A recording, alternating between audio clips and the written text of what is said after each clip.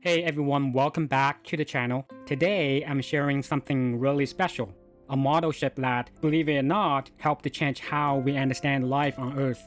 This is my build of the HMS Beagle, the very ship that carried a young Charles Darwin on his famous voyage around the globe. That journey eventually inspired on the origin of species and reshaped the way we see the natural world. The kit I used is from OcCre. Is a 1:60 scale wood model that I recommend for intermediate builders. The materials are high quality, and you can tell OcCre put real thought into the design and finish. If you want to see what comes in the box, I have got a full unboxing and a review video. I will link that down below if you are curious. Alright, let's get into the build. As always, I start with the keel. OcCre used a tough, engineered wood for it. Really solid stuff. It stays straight and doesn't warp like traditional solid wood can when it dries out. I didn't even need a keel clamp, and I was pretty happy with how straight and clean everything lined up.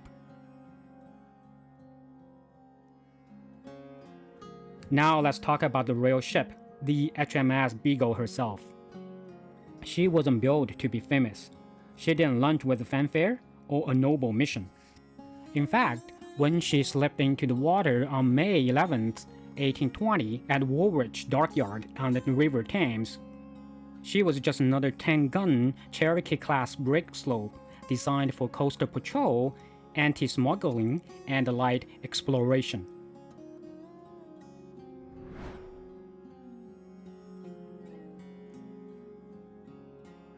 Her name came from the Beagle, a small but tenacious hunting dog, and looking back, it fits perfectly. Because this ship would end up sniffing out the edges of the known world. But in the beginning, she didn't go far. The Beagle was mostly kept in reserve. During her launch, she nearly capsized. Hardly a promising start. Still, history had bigger plans.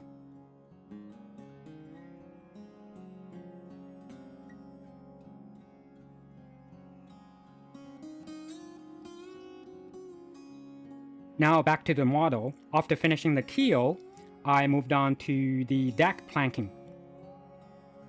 I did make a few mistakes here. I overcut some of the openings, but luckily it was an easy fix. I just patched in a few planks cut to size, and once they were sanded down, it was barely noticeable. So a little tip here, double check your deck layout against the instructions before making any cuts for the openings. It will save your time later. That got me thinking, the real Beagle also needed a few fixes, though hers were on a much bigger scale. Before she could set out on her historic voyage, the HMS Beagle went through a major transformation. Originally built for short missions close to shore, she needed to be reworked for something far more demanding, a multi-year scientific expedition around the world. Let's take a look at what changed. First, the most obvious difference, she got a third mast.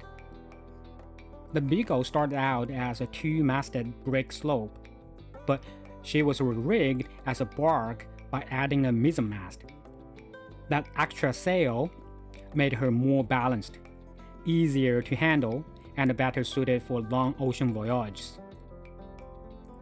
Next, the deck was raised. Cherokee-class brigs like the Beagle had a low overhead and were notoriously damp. Sailors even called them coffin brigs because of how cramped and poorly ventilated they were. So the Navy raised her upper deck to improve drainage and give the crew more headroom. Small change, big difference. Back to the build for a moment. This model, like most OcCre kit, used a double planked hull. And if you're doing this kit, let me show you a trick that saved me tons of time. This little guy, the Clover Mini Iron, was the game changer for second planking. Just soak your plank Then iron it along the hull shape a couple of times. It bends perfectly, right into place. Ready for glue. I will drop a link in the description below if you want to check it out.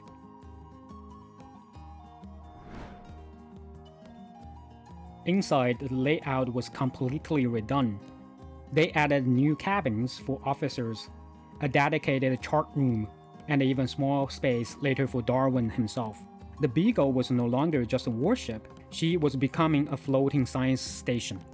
She was also outfitted with precision tools for surveying. Sextants, chronometers, theodolites, all the gears needed to map coastal lines with pinpoint accuracy. What she lost in cannons, she gained in scientific power. Speaking of cannons, they removed most of them. Since her mission wasn't combat, there was no need to carry heavy artillery. This freed up space and made her lighter and more efficient at sea. Finally, her hull got a major upgrade. It was reinforced and copper sheathed to protect against marine life and a reduced drag. And to keep the crew healthy, they improved her ventilation and drainage systems, vital for surviving months at sea. All these changes turned the HMS Beagle from an overlooked military brig into one of the most important ships in scientific history. She was ready to chart the unknown and carry Darwin into legend.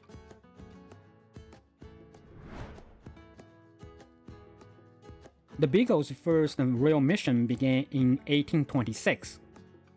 She was assigned to a surveying expedition along the dangerous, uncharted coasts of South America.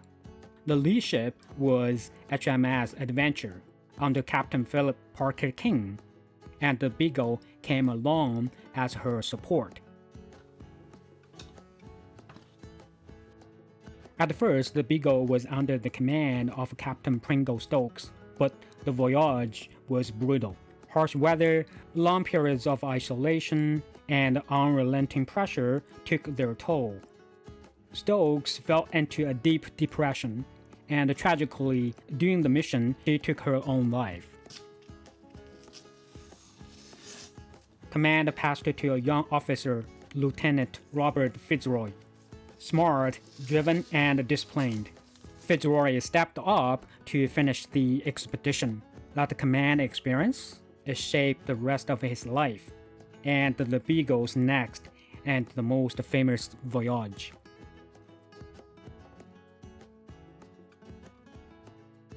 In December of 1831, the Beagle sailed again, this time from Plymouth, on a much bigger mission, to continue charting the South American coast. FitzRoy was now a full captain, but after what happened to Stokes, he didn't want to command alone.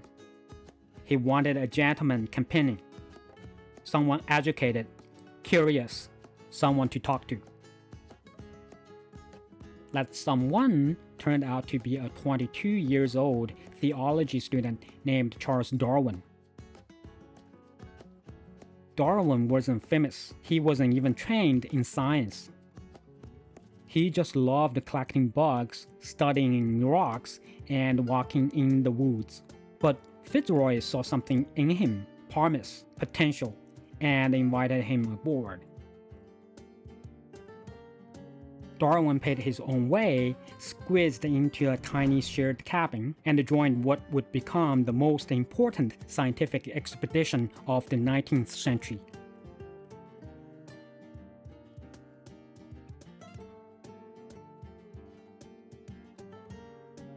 Now, while the crew was prepping for that long voyage, I was working on this model's metal fittings. I used a product called Perma Blue to darken the cast parts. It gives them this nice, aged look that makes everything feel more authentic. Watching the pieces go from shiny silver to weathered black super satisfying. Again, links below if you are curious. Life aboard the Beagle was no pleasure cruise.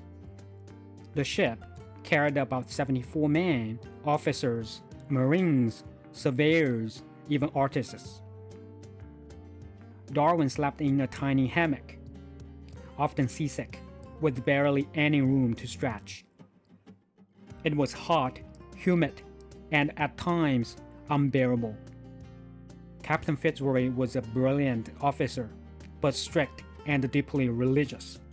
He and Darwin debated constantly, especially over Darwin's growing suspicions that nature might not be as fixed as the Bible suggested. While the crew focused on navigation and mapping, Darwin was off on land, collecting, sketching, and observing everything from beetles to boulders. And what he discovered changed everything.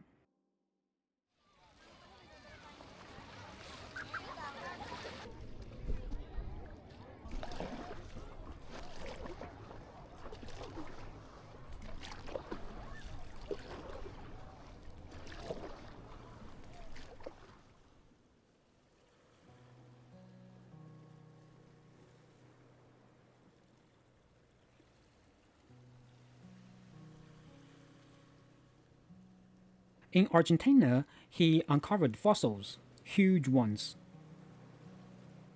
like the Glyptodon, a massive armadillo-like creature, and the Megatherium, a giant ground sloth. These bones looked a lot like modern species, but weren't. Why had they vanished? And how were they related?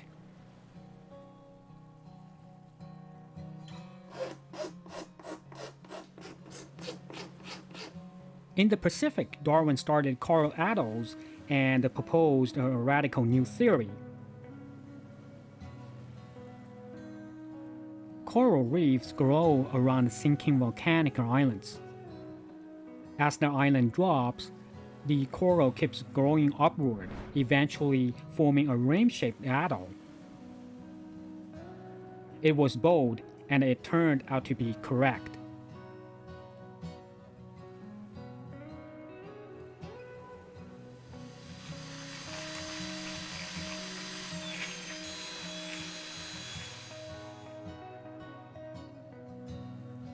But the real turning point, the Galapagos Islands.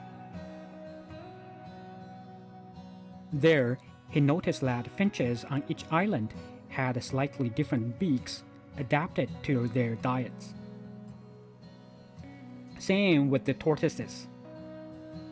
The shape of their shells changed depending on the terrain and vegetation.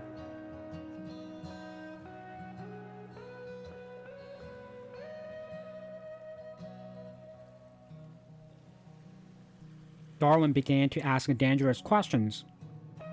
Could species change? Could life adapt over time? Was nature selecting the best fit for survival?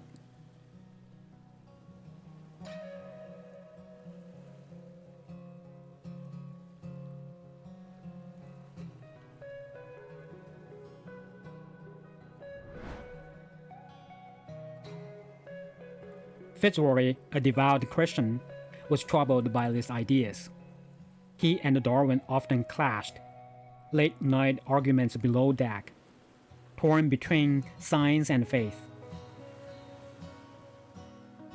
But that friction, it pushed Darwin to keep asking more.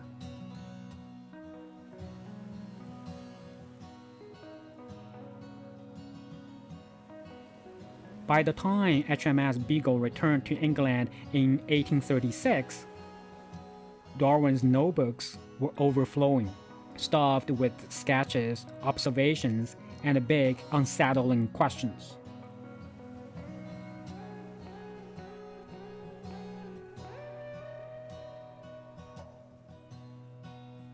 Over the next 20 years, those ideas would evolve into On the Origin of Species, a book that didn't just shake the world of science, it rewrote our understanding of life itself. It challenged the long-held beliefs, sparked controversy, and laid the foundation for modern biology.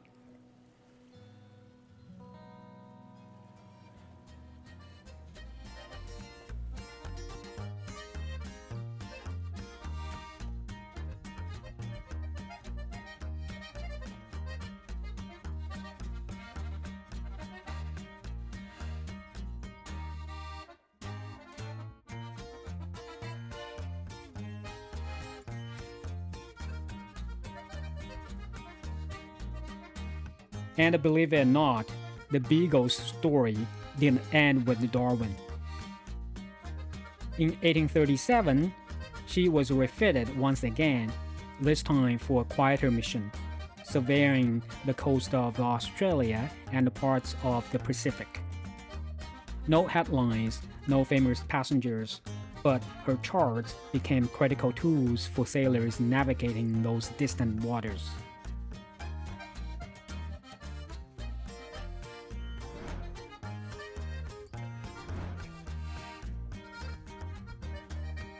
Eventually, her days of exploration came to a close. In the 1840s, she was transformed into a Coast Guard watch vessel. Moored in Essex, watching the very shores she once departed from. And by the 1870s, she was quietly dismantled and sold for scrap. No grand ceremony, no fanfare, just at the end of a humble ship that helped to change the world.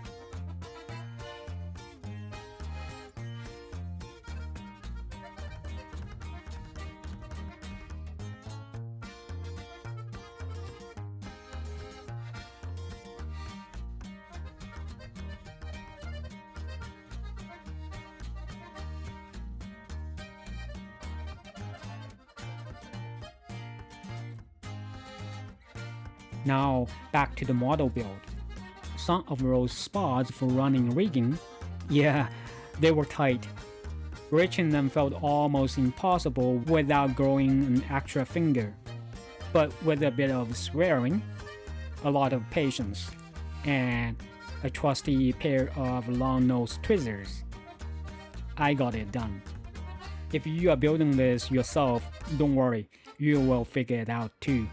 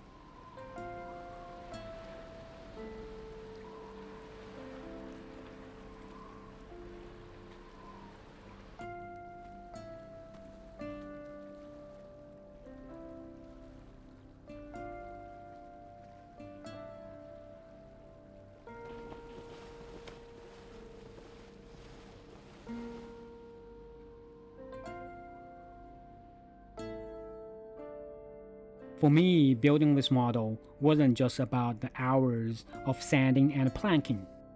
It was a chance to really appreciate what the Beagle stood for. She wasn't a warship that won battles. She didn't chase glory, but she carried a young naturalist whose curiosity reshaped the way we see life on Earth. And along the way, she charted coastlines that would guide sailors for generations. So that wraps up today's build. If you have built the HMS Beagle from OcCre, I'd love to hear how it went for you. And if you're thinking about your next model project, this one is absolutely worth considering. Don't forget to like, comment, and subscribe if you enjoyed the journey. And until next time, happy building and keep making history one plank at a time.